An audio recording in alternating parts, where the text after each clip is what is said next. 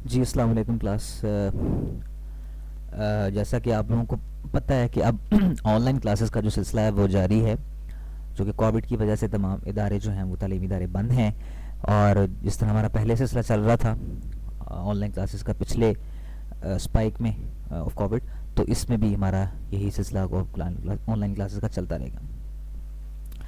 अच्छा, अब हमने जो है वो प्रोग्रामिंग स्टार्ट की हुई थी, तो हमारे अभी तक जो हैं वो उसका 8 चैप्टर 9th 10th 11th और 12th, टोटल 4 चैप्टर जो हैं वो हमने पढ़ लिए, बल्कि 12th जो है वो कंटिन्यू है। ठीक है, उसका कुछ हमने पढ़ा था, लेकिन चूंकि हमने वो थोड़ा जल्दी जल्दी में कवर किया था, इसलिए हम जो है वो इसको थोड़ा सा डिटेल से देख लेते हैं चैप्टर नंबर 12 को।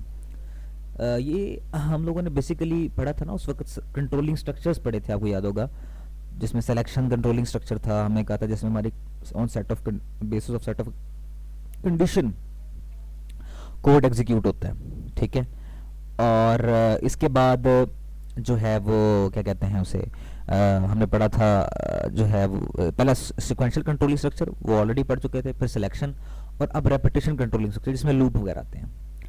तो इसमें क्या होता है कि हमारा कोड चलता है तो कंडीशन की बेस पे ही है, लेकिन हमारा सेम कोड जो वो बार बार एग्जीक्यूट होता रहता है जब तक कि कंडीशन हमारी ट्रू रहती है। A statement or a set of statements that is executed repeatedly is known as loop। यानी स्टेटमेंट जो है वो बार बार अगर एग्जीक्यूट हो उसको हम लूप कहते हैं। The structure that repeats a statement is known as iterative, repetitive और लूपिंग। ठीक है, तीनों इसके नाम ही हैं। Loops are basically use for two purpose, main दो मकसद हैं, टू एग्जीक्यूट अ स्टेटमेंट और a number of statements for a specified number of times. यानी आप चाहते हैं कि आपका जो कोड है वो 10 दफ़ा एग्जीक्यूट हो या 20 दफ़ा एग्जीक्यूट हो, तो आप जितनी दफ़ा उसको बाउंड करेंगे उतने टाइम ही चलेगा। To use the sequence of values, for example, a user may display a set of natural numbers from 1 to 10। To use a sequence of values मतलब आप अगर चाहते हैं कि मेरा काम को सीक्वेंस में हो, जैसे 1 से लेकर फिर 2 3 4 5 6 इस तरह, तो उसके लिए भी आप लूप यूज़ कर सकते हैं। 3 टाइप्स के हमारे पास लूप्स अवेलेबल हैं, while loop, do while loop और फॉर लूप। वाइल लूप को हमने टच किया था क्लास में। While loop is simple loop of C language, जो पहला लूप है। The loop executes one or more statements while the given condition remains true। जब तक कि आपकी कंडीशन ट्रू रहती है, आपका कहता है ये लूप जो है वो चलता रहता है। It is useful where the number of iteration is not known in advance।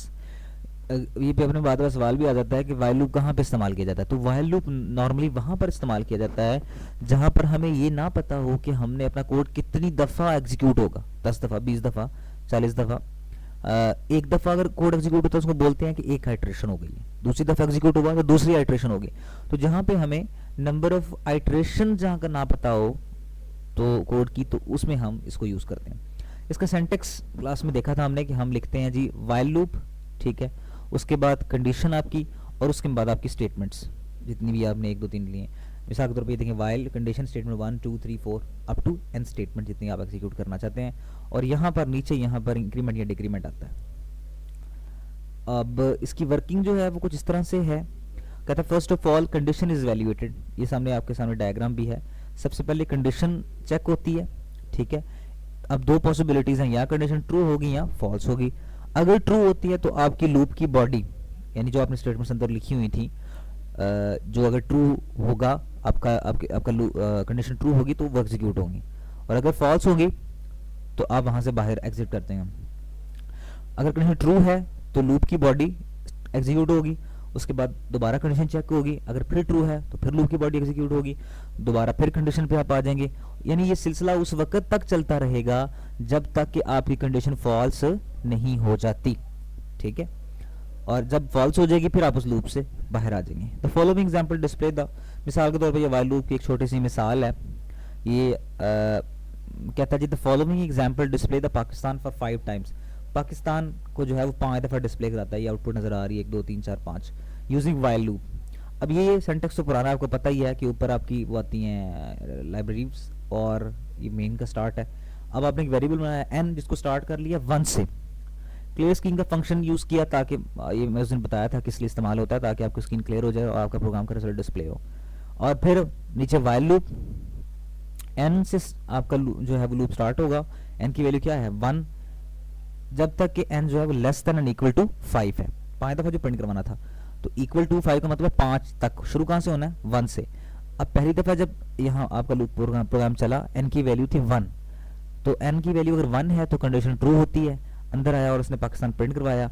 यहाँ पर ये वो मैंने कहा था इंक्रीमेंट या डिक्रीमेंट, तो इसके अंदर एक का इजाफा हो रहा है, तो अब n की वैल्यू क्या बन जाएगी 2, ऊपर गया दोबारा, फिर कंडीशन चेक हुई 2 is less than 5, condition true हुई, पाकिस्तान प्रिंट हुआ, फिर आया n प्लस प्लस, n की वैल्यू क्या होगी 3, अब फिर ऊपर गया, अभी भी 3 जो है वो लेस देन 5 है, कंडीशन ट्रू हुई, फिर इधर आया, फिर 4, फिर 5, फिर इसी तरह 6, जब 6 होगी तो आपकी कंडीशन फॉल्स हो जाएगी, लिहाजा आप अपने प्रोग्राम से बाहर एग्जिट कर जाएंगे। तो 5 दफ़ा जो पाकिस्तान था वो प्रिंट हो चुका होगा। ठीक है, तो इसी ये एक्सप्लेनेशन दी मैंने आपको, वैसे बोल दिया ये सारी वही है, आप इसको खुद भी पढ़ लीजिएगा, आई होप सो। ये चीज़ें आसान है थोड़ी, क्योंकि हमने उस दिन क्लास में डिस्कस की थी, तो इसलिए जो है वो आप वहाँ से भी तकरीबन आपको समझ आ गई होगी इस चीज़ की। ठीक है, उसके बाद दूसरा एक प्रोग्राम है जिसमें आपने काउंटिंग को प्रिंट करना था। ठीक है, इसमें भी आपने ऊपर लाइब्रेरी फाइल्स हैं आपकी मेन, और फिर वेरिएबल 1 से स्टार्ट करेंगे जो भी वेरिएबल है, ठीक है, और 10 तक चला लेंगे, चूँकि 10 तक काउंटिंग प्रिंट करनी है। लिहाजा इसी तरह पहली दफ़ा n 1 है, कंडीशन 2 है, अंदर आता है 1 प्रिंट हो गया, फिर इसके अंदर इंक्रीमेंट हुआ तो कंडीशन क्या हुई 2, फिर उसने 2 प्रिंट करवाया, फिर उसके बाद अब वैल्यू एक का इंक्रीमेंट हुआ, क्या होगी वैल्यू 3, 3 अभी भी लेस देन है 10, कंडीशन ट्रू हुई, प्रिंट हुआ, फिर वैल्यू क्या होगी 4, कंडीशन ट्रू है, 5 6 7 8 9 10, जैसे 11 हुई, 11 कंडीशन फॉल्स होगी, आप लूप से बाहर आ जाएंगे, और ये गिनती जो है वो 1 2 3 4 5 10 प्रिंट हो जाएगी। अब ये हर दफ़ा हर डिजिट न्यू लाइन में आ रहा है, उसकी वजह यह है कि आपने ये \n यूज़ किया हुआ है, याद होगा आपको, हमने पढ़े थे स्केप सीक्वेंसेस, \n \t वगैरह सारे \n इस्तेमाल होता था अगर आपने न्यू लाइन में जो है वो जाना है, मतलब हर चीज़, हर एक लाइन प्रिंट होने के बाद या एक डिजिट प्रिंट होने के बाद कुछ भी आप जो है वो न्यू लाइन में चले जाएंगे। तो ये आपके सामने हर डिजिट जो है वो न्यू लाइन में ही आ रहा है।